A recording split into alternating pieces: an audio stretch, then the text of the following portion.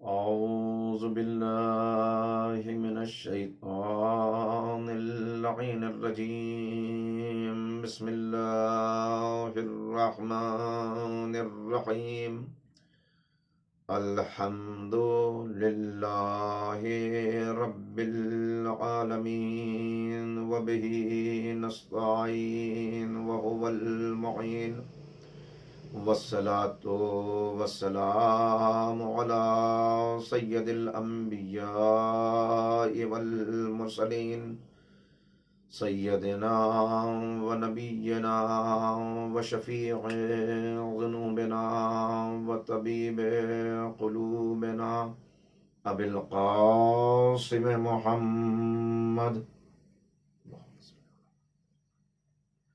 وآلہ الطیبین الطاہرین المعصومین المظلومین المنتخبین المنتجبین.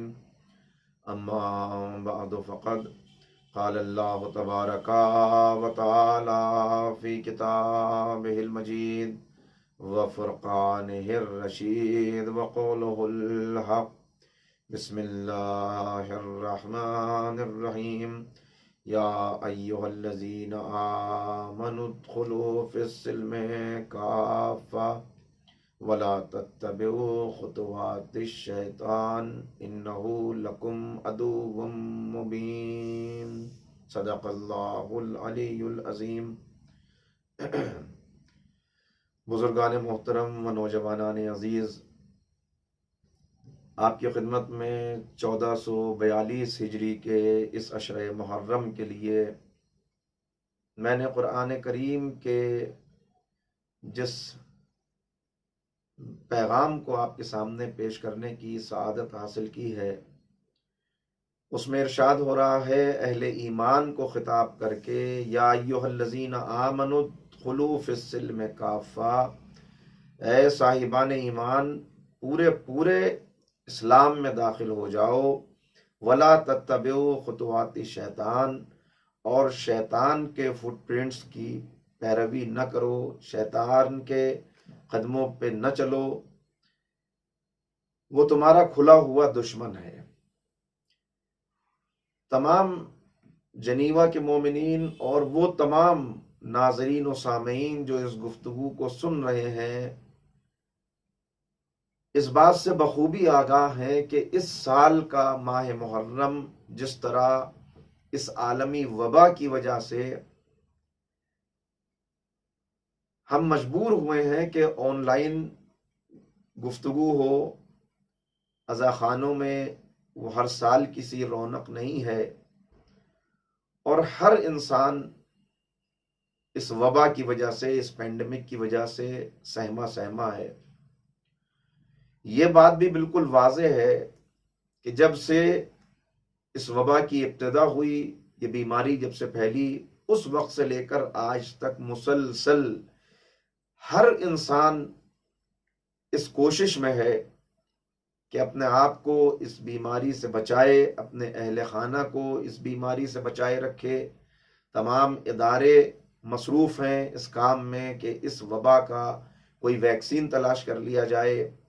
تمام میڈیا کے ذرائع، جتنے ذرائع ابلاغ بھی ہیں، ان سب سے یہ کوشش کی جا رہی ہے کہ لوگوں کو یہ بتایا جائے کہ اس بیماری سے کیسے اپنے آپ کو بچانا ہے، کیا اس کی علامتیں ہیں، کیا چیزیں کرنی ہیں، کیا چیزیں نہیں کرنی، کیا احتیاط ہیں جو کرنی ہے. اور ہم نے دیکھا کہ پچھلے دنوں ہر ملک کے اندر لاک ڈاؤن کا ایک طویل سلسلہ چلا. بہرحال ہر طرف سے کوشش یہ ہے کہ اس خطرے سے اپنے آپ کو بچانے کے لیے ہر کوشش کی جائے اور اس کا علاج کسی طرح دریافت کر لیا جائے. بس میں آپ کو متوجہ کرنا چاہوں گا کہ یہ خطرہ جو ہمارے سامنے ہے، یہ خطرہ موت لے کر نہیں آیا ہے. ایسا نہیں کہ اس وبا سے پہلے دنیا میں موت کا وجود نہ تھا اور اس وبا کی وجہ سے موت آ گئی. وبا سے پہلے بھی موت تھی. یہ وبا ختم ہو جائے، اس پر قابو پا لیا جائے. انشاءاللہ دعا ہے کہ اللہ رب العزت اپنی نظر عنایت فرمائے اور اس وبا سے انسانیت کو نجات حاصل ہو۔ مگر اس کے بعد بھی موت رہے گی، نہ یہ اپنے ساتھ موت لے کر آئی ہے، نہ اس نے موت کا خطرہ انسانیت پہ پہلی مرتبہ کھڑا کیا ہے، بلکہ اس سے پہلے بھی موت موجود تھی، اس کے بعد بھی موت رہے گی۔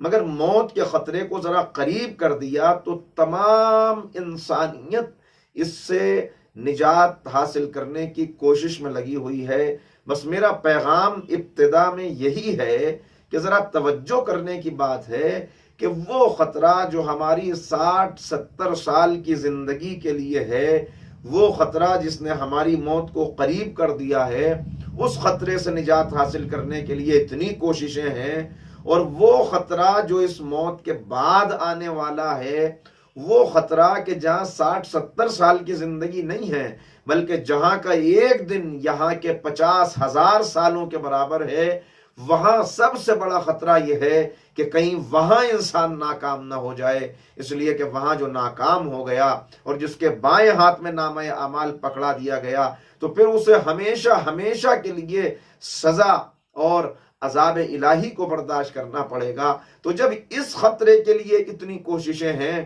تو اس خطرے کے لیے جو اتنا بڑا خطرہ ہے، اس کے لیے ہم نے کیا کوششیں کی ہیں، یہی ہمیں غور و فکر کرنا ہے۔ اور ان 10 دنوں میں انشاءاللہ برابر ہم یہ کوشش کریں گے کہ قرآن کریم اور اہل بیت علیہم الصلاۃ والسلام ہمیں جیسا مومن دیکھنا چاہتے ہیں، جو صفات ہمارے اندر چاہتے ہیں، آیا وہ صفات ہمارے اندر موجود ہیں یا ابھی ہم ان صفات کو حاصل نہیں کر سکے۔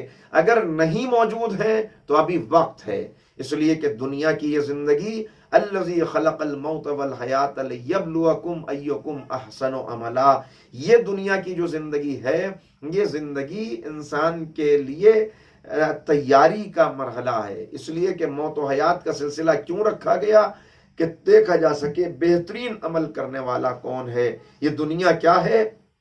الدنیا مزرعۃ الآخرہ، یہ دنیا آخرت کی کھیتی ہے۔ تو ابھی ہمارے پاس وقت ہے، ابھی ہمارے پاس فرصت ہے، ابھی ہمارے پاس توانائی ہے، لہذا اس توانائی کو، اس فرصت کو، اس وقت کو لگانا ہے اس میں کہ ہم واقعاً وہ درجہ حاصل کر لیں اور اپنے آپ کو وہاں پہنچا لیں کہ جہاں ہمارا اللہ ہم سے راضی ہو جائے، اور جب ہم اس کی بارگاہ میں پیش کیے جائیں تو مجرم بنا کے پیش نہ کیے جائیں، اس کے بندے بنا کے پیش کیے جائیں۔ یہ بات بالکل واضح ہے کہ اس دنیا میں اللہ اپنی جنت کے لیے اچھے لوگوں کا انتخاب کر رہا ہے، اور یہ دنیا سجائی ہے تمام انسانوں کے لیے۔ اس دنیا کی ساری نعمتیں جدھر انسان نظر اٹھائے، کھول آنکھ، زمین دیکھ، فلک دیکھ، فضا دیکھ، مشرق سے نکلتے ہوئے سورج کو ذرا دیکھ، تو یہ ساری ہر طرف دعوت دی جا رہی ہے کہ یہ تمام چیزیں جو بکھری ہوئی ہیں اس کائنات میں، یہ ہم نے تمہارے لیے مسخر کر دی ہیں، یہ سب تمہارے لیے مسخر کی۔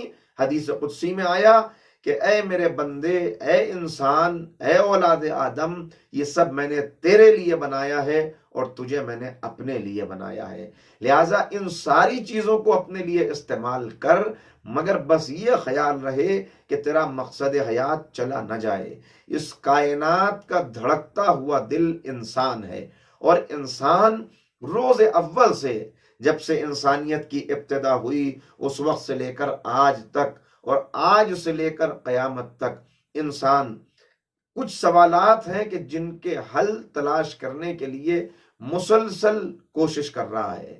وہ جو علم انسان حاصل کرتا ہے، ایک تو اس کے پاس یہ فیکلٹیز ہیں جو اللہ نے دی ہیں کہ یہ اس کے پاس سماعت ہے، بصارت ہے، یہ 5 سینسز ہیں جو اس کو دیے گئے، اور بتا دیا گیا کہ یہ جو ہم نے تمہیں دیا، ان السمع والبصر والفؤاد، یہ جو ہم نے تمہیں عطا کی سماعت، یہ بصارت، یہ عقل، یہ اس لیے ہے کہ اس کے ذریعے سے تم دیکھو کائنات کو، اور کائنات کو دیکھ کر اپنے لیے حصول علم کرو۔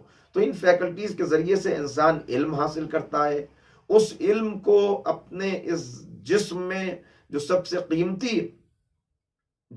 قیمتی چیز ہے وہ انسان کی عقل ہے، یہ ساری انفارمیشن جو یہ جمع کرتا ہے اسے عقل کے سامنے حاضر کرتا ہے۔ عقل اسے پروسیس کرتی ہے اور اس کے بعد جو کچھ انفارمیشن ملی ہے اس سے کچھ نتیجے نکالتی ہے. یہ انسان کی حیوانی عقل ہے. یہ اس جسم میں جو عقل موجود ہے یہ نتیجے نکال کر انسان کو بہت سی چیزوں سے آگاہ کرتی ہے، اور اس طرح انسان کے سامنے جو سورس ہیں علوم حاصل کرنے کے وہ یہ حواس خمسہ ہیں. اس کے بعد عقل ہے، اس کی روشنی میں کارواں آگے بڑھتا ہے. لیکن اس کے باوجود کچھ سوالات ایسے ہیں جو اس کے باطن میں موجود ہیں، جو اس کے اندر موجود ہیں، کہ جن کا جواب تلاش کرنے کے لیے وہ ہمیشہ کوشش کرتا رہتا ہے. وہ کیا سوالات ہیں؟ تشنگی ہے کہ انسان کے اندر یہ پیاس بجھ نہیں سکتی جب تک ان سوالات کا انسان صحیح جواب حاصل نہ کر لے. وہ سوالات کیا ہیں؟ وہ سوالات یہ ہیں کہ انسان غور کرتا ہے اس بات پر کہ یہ کائنات کا گورکھ دھندا کیا ہے. یہ دنیا، یہ جو ہمارے سامنے یونیورس موجود ہے، یہ کیا ہمیشہ سے ہے؟ کیا اسے ہمیشہ باقی رہنا ہے؟ کیا اس کی کوئی ابتدا ہے؟ کیا اس کی کوئی انتہا ہے؟ ہم یہاں کیوں بھیجے گئے ہیں؟ ہم یہاں کہاں سے آ گئے؟ ہماری آمد کا مقصد کیا ہے؟ اس زندگی کے ختم ہونے کے بعد ہمارا کیا بننے والا ہے؟ کیا ہم اس کے بعد کسی اور دنیا میں پہنچنے والے ہیں، یا بس اسی زندگی کے خاتمے کے ساتھ، موت کے پیغام کے ساتھ بس ہماری کہانی ختم ہو جائے گی؟ نہ اس سے پہلے کوئی ابتدا ہے، نہ اس کے بعد کوئی انتہا ہے، بس جو کچھ ہے یہی دنیا کی زندگی. یہ سوالات وہ ہیں کہ جن کو انسان ہمیشہ حاصل کرنا چاہتا ہے، جن کے جواب، اور اس کے لیے وہ کوشش کرتا ہے. اس کے لیے وہ ایثار اور قربانی دینی پڑے تو وہ بھی کرتا ہے. آپ جتنے فلسفیوں کو دیکھیں گے روز اول سے لے کر آج تک وہ اسی کوشش میں لگے رہے. ارسطو نے اسی کوشش میں زہر کا پیالہ پی لیا، اس لیے کہ جو حقائق اسے معلوم ہو گئے تھے وہ چاہتا تھا کہ ان حقائق کو دنیا تک پہنچائے. جو نالج اس کو مل گئی تھی وہ چاہتا تھا کہ پریچ کرے، لوگوں کو بتائے. اور حکومتیں اس سے کہہ رہی تھیں کہ بھئی تم جو تمہارا عقیدہ ہے تم اس کو پریکٹس کرنا چاہتے ہو تو ہم تمہیں نہیں روکتے، لیکن ہم تمہیں پریچ نہیں کرنے دیں گے. اور وہ کہتا تھا کہ جب مجھے کچھ معلوم ہو گیا تو یہ نہیں ہو سکتا کہ میں خاموش ہو جاؤں، میں اپنی زبان پہ مہر لگا لوں. لہٰذا اس نے زہر کا پیالہ پینا گوارا کر لیا. اسی حقیقت کی تلاش میں آپ دیکھتے چلے جائیں، اسی حقیقت کی تلاش میں مہاتما بدھ جو شہزادہ ہے، جو اکیلا وارث ہے اپنے باپ کی دولت کا، حکومت کا، خزانے کا، لشکر کا، طاقت اور اقتدار کا، مگر اس کے باوجود وہ دیکھتا ہے کہ اس زندگی میں دکھ کیوں ہیں. دیکھتا ہے کہ ضعیف انسان کو دیکھ کر یہ ضعیف ہو گیا، کمزور ہو گیا، آخر اس کی جوانی کہاں چلی گئی. دیکھتا ہے کہ بچہ کسی کا نابالغ مارا گیا، موت آ گئی اس کو، والدین رو رہے ہیں. تو اب وہ تلاش میں نکلتا ہے، اور اس جستجو میں، اس تلاش میں، یہ اندر کی جو تشنگی ہے اس کو بجھانے کے لیے اپنے وطن کو چھوڑتا ہے، اپنی جوان زوجہ کو، اپنے محل کو، اپنے بیٹے کو، یہ ساری قربانیاں دے کر پھرتا ہے جنگلوں میں مارا مارا، اس منی کے پاس، اس سادھو کے پاس، اس درویش کے پاس، کہ حقیقت پتہ چل جائے. اور اس کے بعد کچھ حقیقت وہ حاصل بھی کر لیتا ہے. بہرحال جو مکمل تعلیمات ہیں وہ ہمارے سامنے موجود نہیں، اس لیے کہہ نہیں سکتے کیا حقیقت حاصل کی. تو اسی حقیقت کی تلاش میں آپ آگے دیکھیں تو جناب سلمان فارسی جو ایک ایران کے گھرانے میں پیدا ہوئے ہیں، آتش پرست گھرانہ ہے. نہ صرف یہ کہ آتش پرست ہیں بلکہ ان کے والد جو ہیں وہ اپنی عبادت گاہ کے ذمہ دار ہیں، اور وہ بیٹے سے کہتے ہیں کہ دیکھو تمہیں بھی اس آگ کو ہمیشہ جلائے رکھنا ہے. اور سلمان فارسی کے ذہن میں یہ سوالات پیدا ہوتے ہیں کہ آخر یہ آگ جسے ہم نے خود جلایا، اگر اس کے اندر ایندھن نہ دیا جائے، اگر اس آگ کو ہم جلائے نہ رکھیں تو یہ آگ باقی نہ رہ سکے، بھلا یہ آگ ہمارے مسائل کا حل کیسے کر سکتی ہے. اور پھر وہ جستجو میں، تلاش میں، حقیقت کو پانے کے لیے وہاں سے نکلتے ہیں. پہلے پادریوں کے خدمت کرتے ہیں، ایک عرصہ ان کے ساتھ گزارتے ہیں. اس کے بعد ان کو خبر ملتی ہے کہ کھجوروں والے شہر میں آخری نبی کا ظہور ہونے والا ہے، آخری نبی آنے والے ہیں، اور جو ان سے وابستہ ہو گیا اس کو نجات مل جائے گی. لہٰذا اپنا وطن چھوڑتے ہیں، اپنے والدین کو چھوڑتے ہیں، اپنا سرمایہ چھوڑتے ہیں.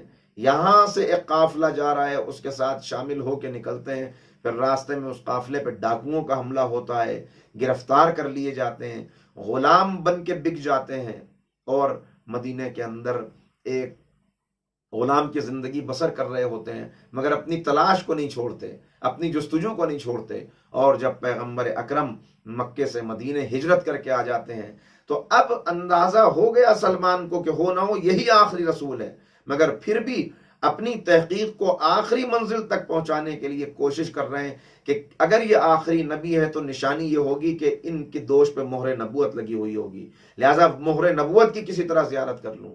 اور جب مہر نبوت کی زیارت ہو جاتی ہے تو اب سمجھتے ہیں سلمان کہ میں نے کوئی گھاٹے کا سودا نہیں کیا، اپنا سب کچھ چھوڑ کر بھی اگر میں اپنے نجات دہندہ تک پہنچ گیا، اگر میں اپنے نبی تک پہنچ گیا تو کوئی خسارے کا سودا نہیں ہے۔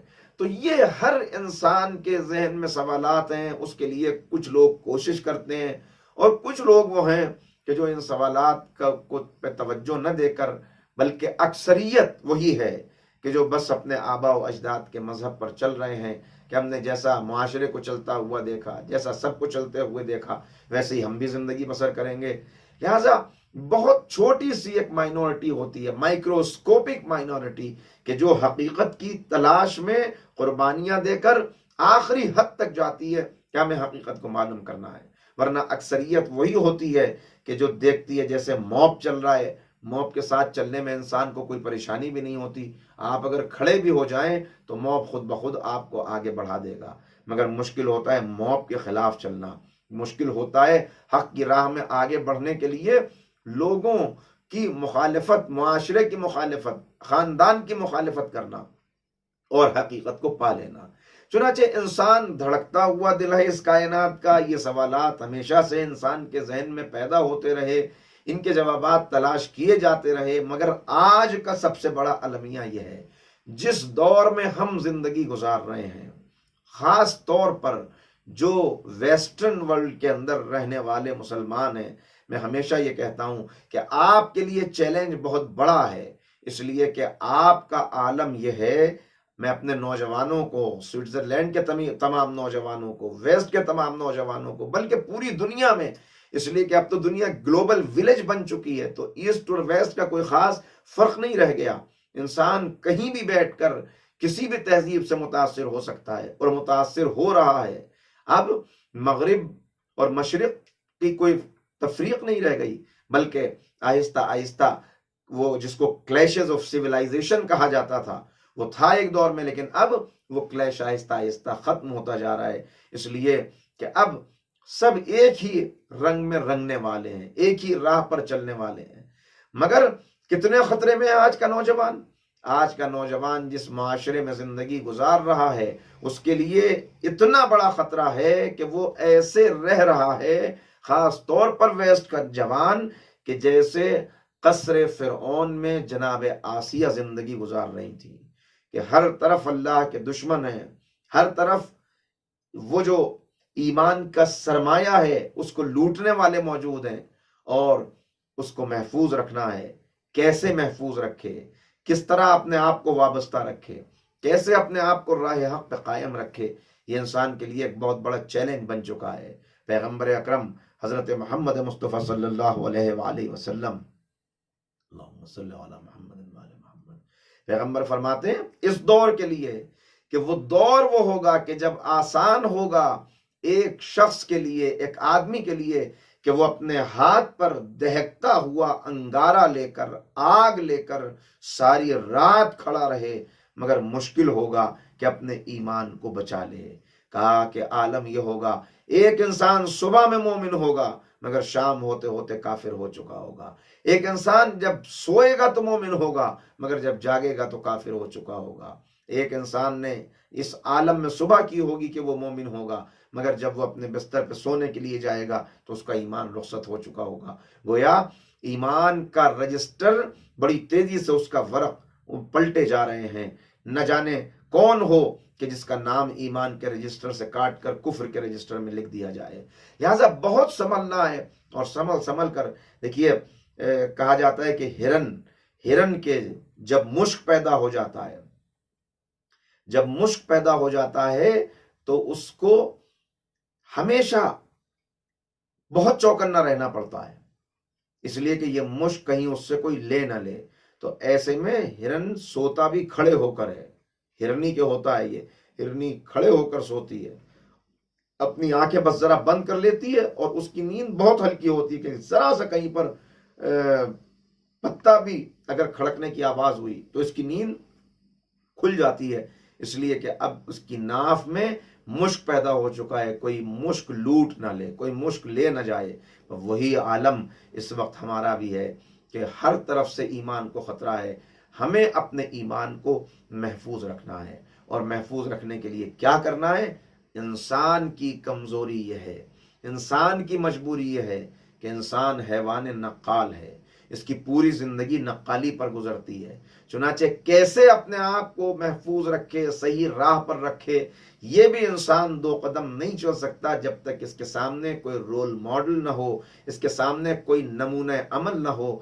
جب کوئی کامل نمونہ اس کے سامنے ہوتا ہے تو اس کے مطابق اپنی زندگی کو بسر کرتا ہے، اور اس طرح اس کی زندگی بھی کامیابی کے مرحلے طے کرتی ہے۔ اگر اسے کسی کامیاب کے نقش قدم مل جائیں، اگر اسے کوئی کامیاب شخصیت مل جائے، کامیاب وہ نہیں کہ جو دنیا والوں کی نظر میں صرف کامیاب ہو، بلکہ کامیاب وہ جو قرآن کی نظر میں کامیاب ہو۔ اس لیے کہ قرآن کریم بتا رہا ہے کہ سننے والے تو بہت سے ہیں، دیکھنے والے تو بہت سے ہیں، لیکن حقیقت وہ ہے کہ وہ دیکھنے والا، وہی دیکھنے والا نجات حاصل کر سکتا ہے جو قرآنی آنکھ سے دیکھے، قرآنی کان سے سنے، قرآنی دماغ سے سوچے، اور قرآنی شخصیت اور قرآنی صفات کو سامنے رکھ کر اپنی شخصیت کی تعمیر کرے، اپنے آپ کو آگے بڑھائے۔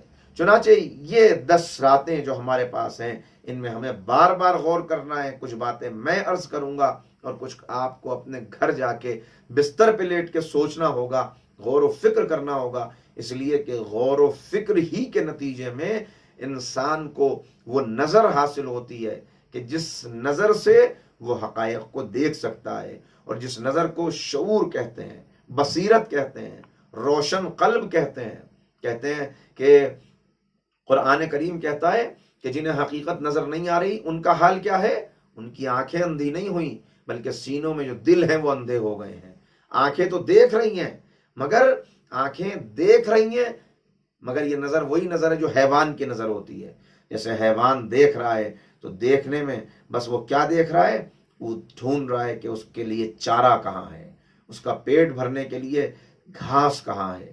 حیوان دیکھتا ہے مگر گھاس دیکھتا ہے، پیاس لگتی ہے تو پانی کی تلاش میں بس پانی دیکھتا ہے، اس کے علاوہ کچھ نہیں دیکھتا۔ لیکن جب دل کی آنکھ روشن ہو جائے، جب قلب منور ہو جائے تو انسان صرف دیکھتا نہیں ہے بلکہ عبرت کی نگاہ سے دیکھتا ہے۔ وہ ہر چیز کو دیکھتا ہے اور اس کے اندر جو میسج ہے، اس کے اندر جو پیغام ہے، اس پیغام کو حاصل کرتا ہے۔ اور یہ کھل نہیں سکتی نگاہ اس وقت تک جب تک اسے کوئی کامل نمونہ نہ مل جائے، واقعاً وہ قرآن کے سائے میں نہ آ جائے۔ لہٰذا ہمیں بار بار اس پر غور کرنا ہے۔ تو اب ہمیں بتا دیا گیا کہ دیکھو تمہارے سامنے ایک تو نقش قدم ہے شیطان کے، وہاں واضح طور پہ کہہ دیا گیا تمہارا ازلی دشمن ہے، لا تتبعوا خطوات شیطان، اس کے نقش قدم پہ نہ چلنا، انہ لکم عدو مبین، وہ تمہارا کھلا ہوا دشمن ہے۔ تو اس کے نقش قدم کے مقابلے پر تمہیں تلاش کرنے ہیں وہ نقش قدم کہ جن پر تم چلو اور منزل کمال تک پہنچ جاؤ، جن پر تم چلو اور تمہیں کامیابی حاصل ہو جائے۔ یہ زندگی مختصر زندگی ہے، اس مختصر زندگی کے اندر ہی تمہیں سارے حقائق کو تلاش کر لینا ہے۔ اس لیے کہ اگر ان حقائق کو تلاش نہ کر سکے تو سمجھو کہ ناکام ہو گئے۔ ناکام ہو جانے والا صرف یہاں ناکام نہیں ہوا بلکہ وہ وہاں ناکام ہو جائے گا کہ جس کے لیے چونکایا جا رہا ہے، اور مومن کو خطاب کر کے کہا جا رہا ہے یا ایھا الذین آمنوا قوا انفسکم واہلیکم نارا، اے صاحبان ایمان بچاؤ اپنے آپ کو اور اپنی اولاد کو جہنم کی اس آگ سے جس کا ایندھن جنات ہیں، جس کا ایندھن انسان ہے، جس کا ایندھن پتھر ہیں۔ لہٰذا اپنے آپ کو اس آگ سے تمہیں محفوظ رکھنا ہے، اس آگ سے تمہیں بچانا ہے۔ بچانا ہے، بچانا کب ممکن ہے؟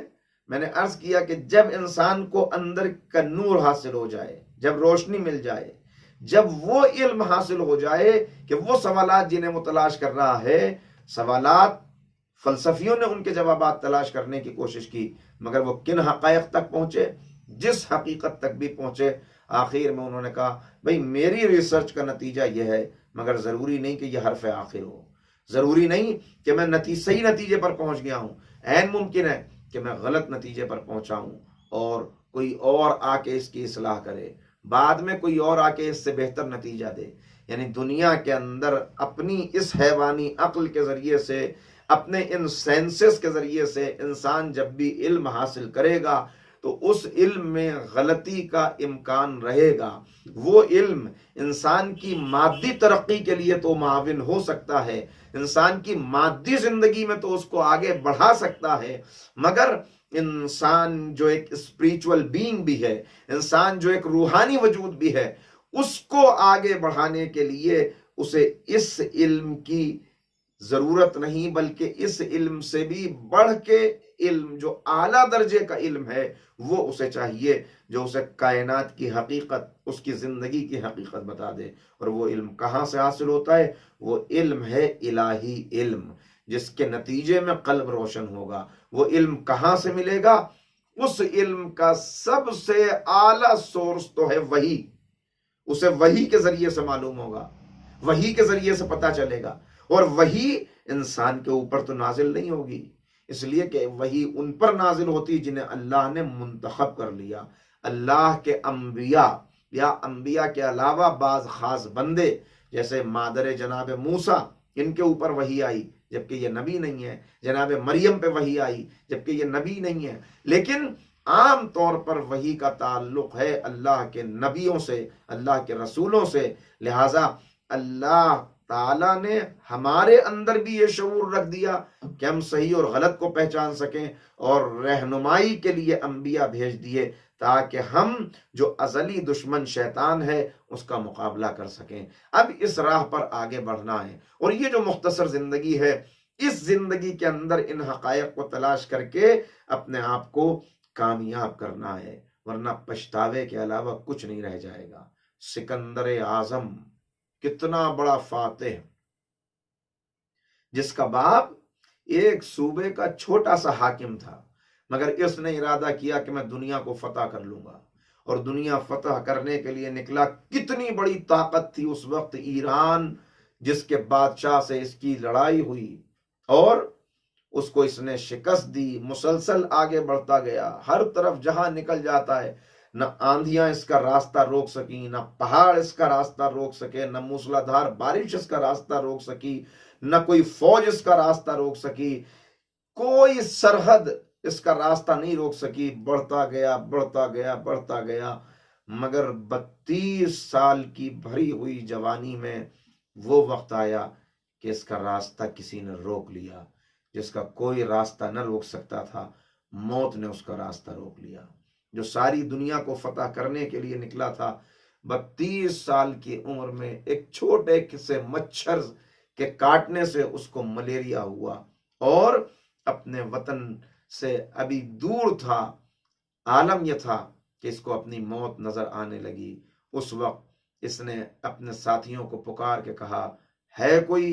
بلاؤ کسی کو، آئے، ساری میری دولت لے لے، ساری میری دولت لے لے، اور مجھے بس اتنی سانسوں کی مہلت دلا دے کہ میں یہاں نہ مروں، اپنے وطن میں جا کے مروں، بس میں اپنے وطن تک زندہ رہ جاؤں، اتنی کوئی مجھے مہلت دلا دے۔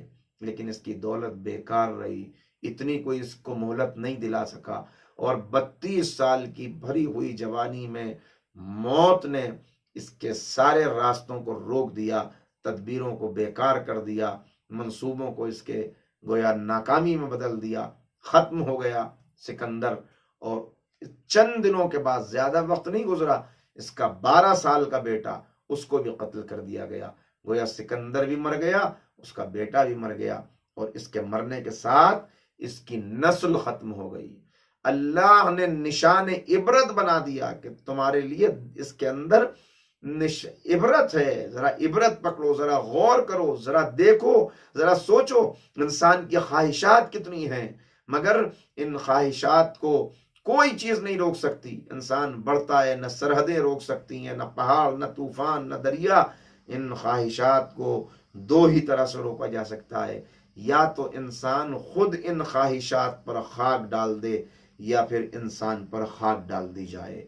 موت آ کر ساری خواہشات کو روک دیتی ہے۔ تو کس کو کب موت آ جائے اور کب یہ مہلت ختم ہو جائے نہیں خبر، لہذا کامیابی کے لیے اپنے آپ کو آمادہ کرنا ہے، کوشش کرنی ہے۔ وَمَا الْحَيَاةُ الدُّنْيَا إِلَّا مَتَاعُ الْغُرُورِ۔ اللہ نے دنیا پر آخرت کا پردہ ڈال دیا ہے، آخرت کا پردہ ڈال دیا ہے۔ اور یہ آخرت کا پردہ کیوں ہے؟ اس لیے کہ یہ دنیا آزمائش گاہ ہے۔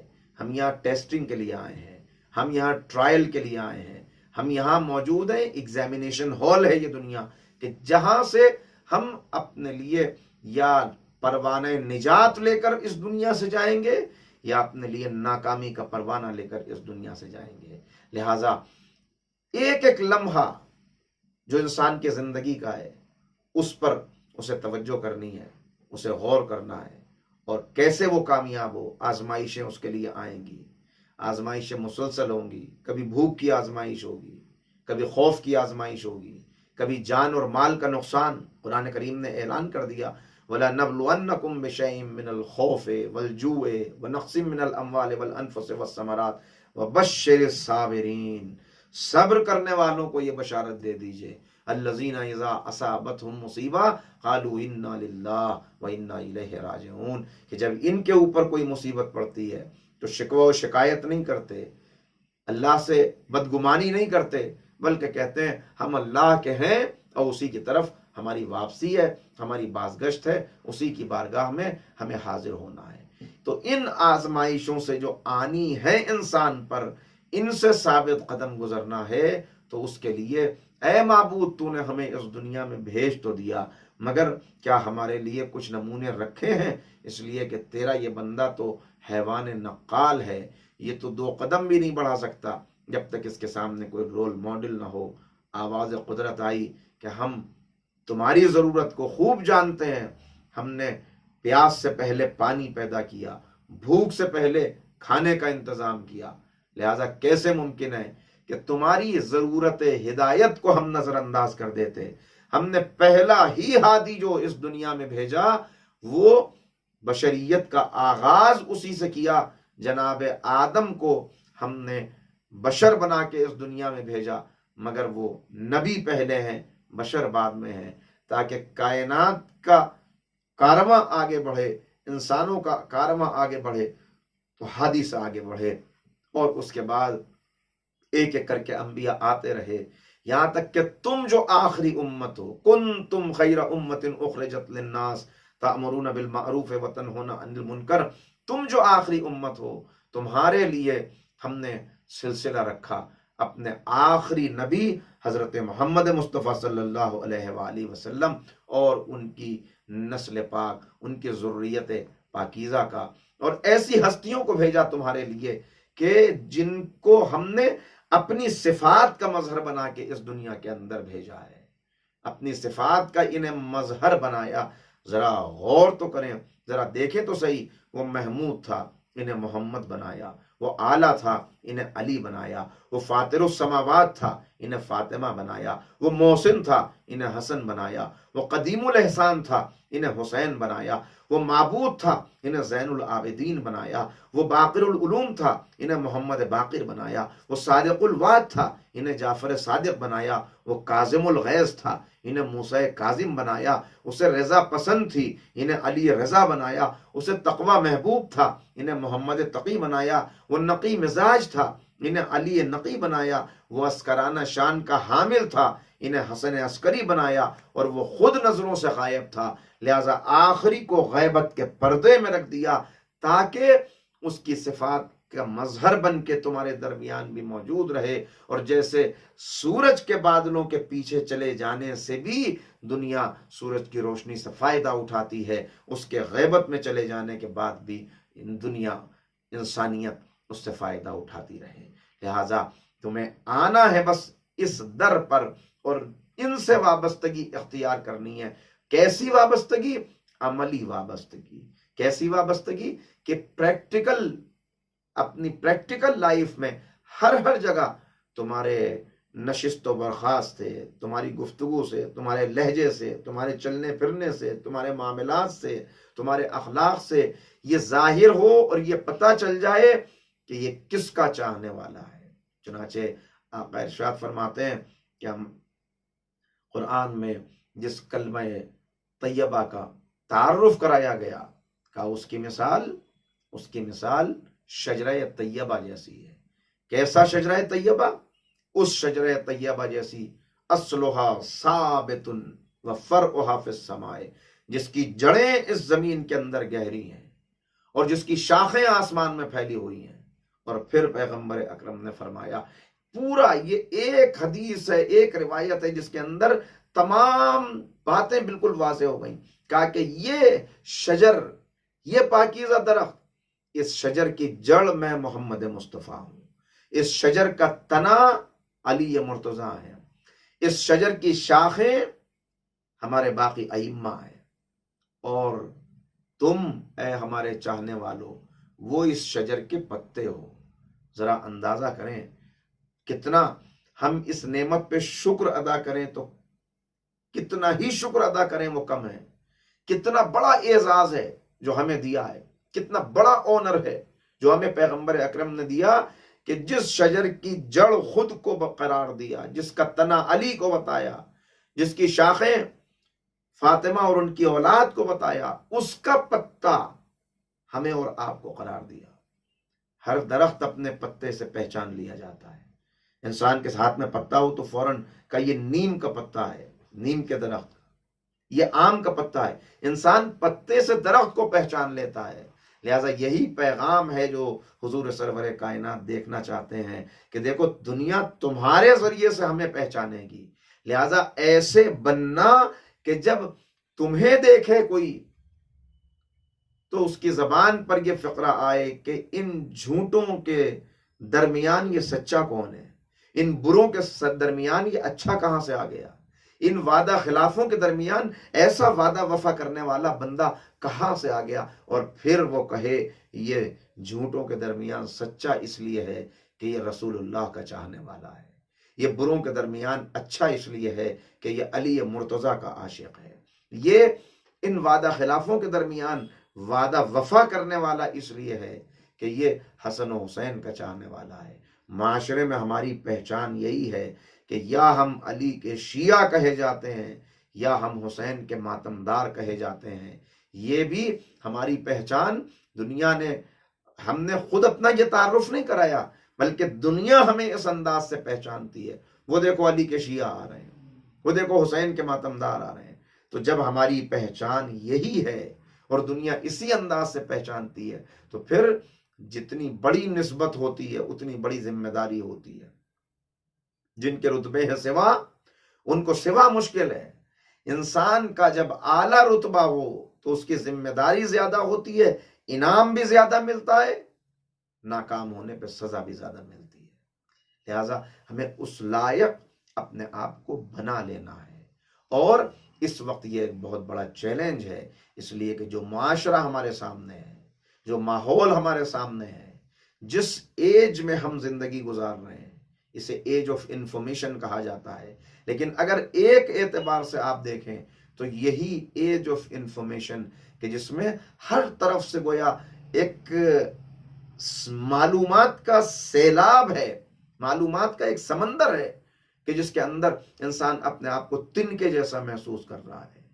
اس معلومات کے سمندر میں حقیقی علم کو پہچان کر اس علم سے وابستہ ہو جانا اور اس سمندر اور سیلاب میں اپنے آپ کو برباد نہ کر لینا کہ کہیں غرق نہ ہو جائے، ڈوب نہ جائے، اس کے لیے انسان کو ضرورت ہے ہدایت کی اور ایک ایسے سفینے کی کہ جو اس طوفان میں، اس سیلاب میں اسے صحیح و سالم ساحل تک پہنچا دے، کنارے تک پہنچا دے.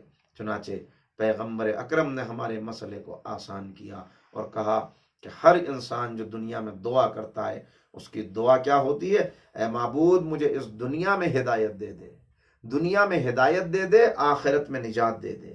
ہر انسان دنیا میں ہدایت مانگتا ہے، اہدنا الصراط المستقیم، آخرت میں نجات مانگتا ہے۔ پیغمبر نے دونوں کا مسئلہ حل کر دیا، کہا ان الحسین مصباح الہدی و سفینۃ النجاۃ، میرا حسین ہدایت کا چراغ ہے، نجات کا سفینہ ہے۔ جسے دنیا میں ہدایت چاہیے اسے بھی حسین تک آنا پڑے گا، جسے آخرت میں نجات چاہیے اسے بھی حسین تک آنا پڑے گا۔ اور یہ دن وہ ہیں، یہ ان دنوں کی شروعات ہو رہی ہے کہ جب گویا ہمارے لیے نجات کا سفینہ سجا ہوا ہے۔ اس سفینے سے ہمیں اپنے آپ کو وابستہ کرنا ہے، اس لیے کہ یہ اس کا تذکرہ ہے کہ اگر اس ذکر سے انسان وابستہ ہو جائے تو پھر ذکر خدا سے کبھی غافل نہیں رہ سکتا، اپنی ہستی سے کبھی غافل نہیں رہ سکتا۔ اس لیے کہ ذکر حسین وہ آگہی عطا کرتا ہے، وہ علم دیتا ہے، وہ علم عطا کرتا ہے۔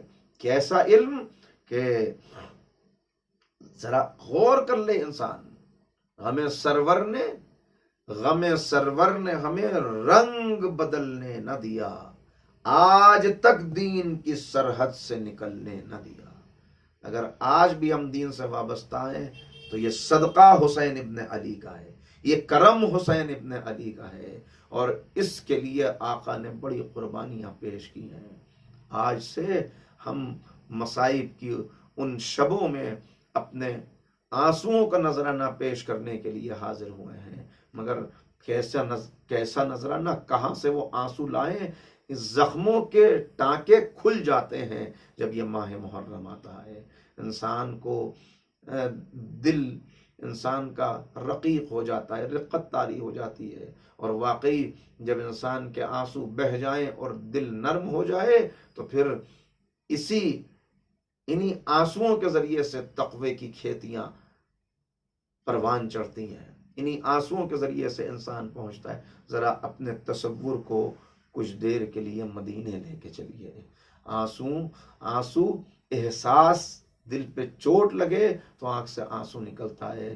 چلیے ذرا مدینے، آج مدینے کی عجب کیفیت ہے، ہر طرف سناٹا ہے، خاموشی ہے، سرگوشیاں ہیں، ایک دوسرے سے لوگ پوچھ رہے ہیں کیا واقعی حسین مدینہ چھوڑ کے چلے جائیں گے؟ کیا روح مدینہ رخصت ہو جائے گی؟ کیا حسین واقعی چلے جائیں گے؟ کہا ہاں لگتا تو ہے کہ حسین مدینہ چھوڑ دیں گے۔ لوگ تلاش کرتے ہوئے آئے کہ آقا سے ملاقات کریں، پتہ چلا نواسا اپنے نانا کے روزے پہ آخری رخصت کے لیے گیا ہے۔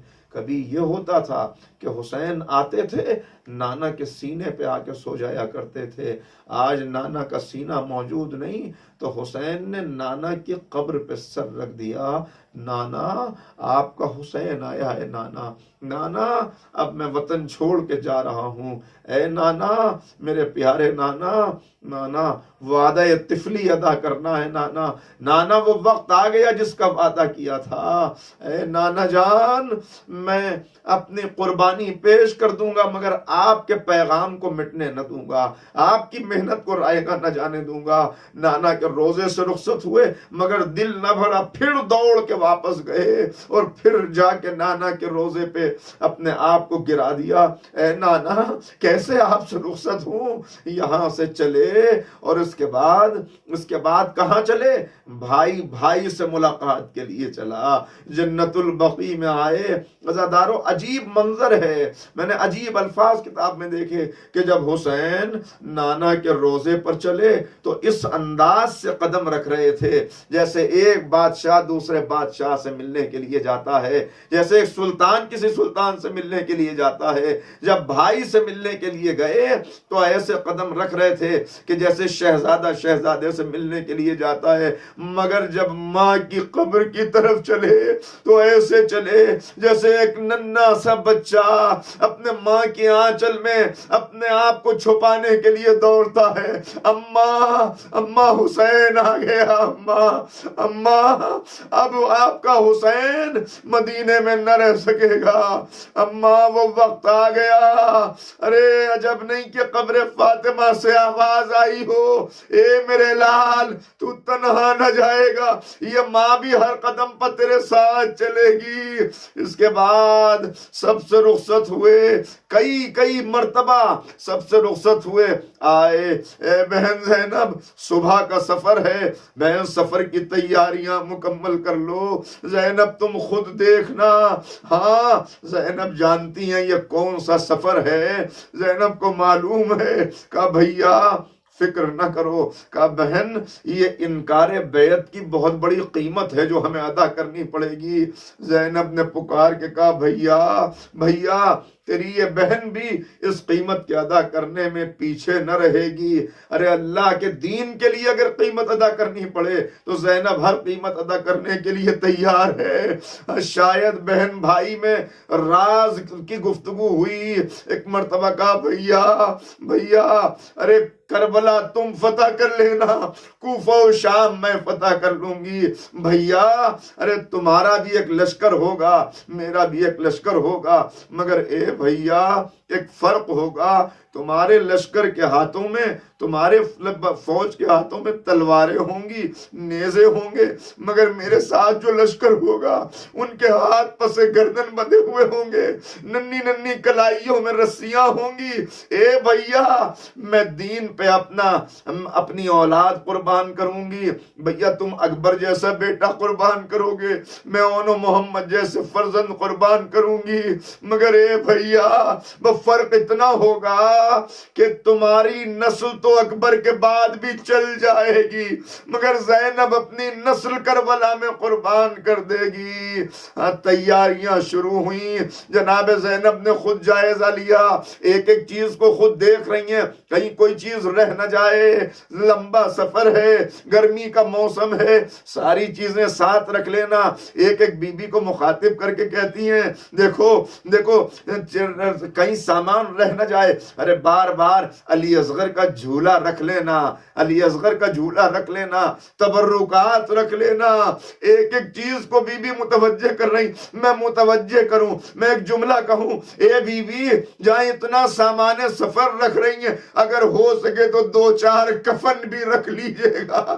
عجب نہیں کہ زینب جواب دیں میں بے خبر نہیں ہوں، مگر مجھے معلوم ہے کربلا میں کفن کی ضرورت نہ پڑے گی، جلتی ہوئی ریت ہوگی، میرا ماجھایا بوسیدہ لباس پہن کے زمین پر گرے گا، مگر کچھ دیر کے بعد کوئی سر سے امامہ لوٹے گا، کوئی بدن سے لباس لوٹے گا، ارے کفن تو کیسا جسم پہ بوسیدہ لباس بھی نہ رہ سکے گا۔ تیاریاں مکمل ہوئی، آخری جملے سنیے گا، جب قافلہ روانہ ہونے لگا، ایک بی بی امام کی ایک بیٹی بیان کی جاتی ہے جناب صغرا کہ جو بیمار تھی، ایک مرتبہ آگے بڑھی، ارے میں آخری مرتبہ سب سے رخصت ہو لوں، آئی اور آ کے جناب رباب کے پاس رک گئی، اماں رباب میرے بھیا علی اصغر کو مجھے دے دو۔ علی اصغر کو اپنی آغوش میں لیا اور سینے سے لگا کے کہا جائیے اب آپ چلے جائیے، میرے اصغر کو میرے پاس چھوڑ جائیے، میں اپنے بھیا کے سہارے رہ لوں گی۔ ایک بی بی نے کوشش کی مگر اصغر کسی کی آغوش میں نہ آئے۔ آخر میں حسین آگے بڑھے، اصغر کے کان میں کچھ کہا، اصغر نے بہن کی آغوش چھوڑ دی، نہیں معلوم تاریخ کو کہ کیا کہا، لیکن شاید یہ کہا ہو اے میرے لال اگر تو مدینے میں رہ گیا تو 3 بھال کا تیر کس کے گلے پہ چلے گا، اے میرے لال اگر تو کربلا نہ آیا نانا کا دین محفوظ نہ ہو سکے گا، نانا کے دین کو تیری قربانی کی ضرورت۔ سیعلم الذین ظلموا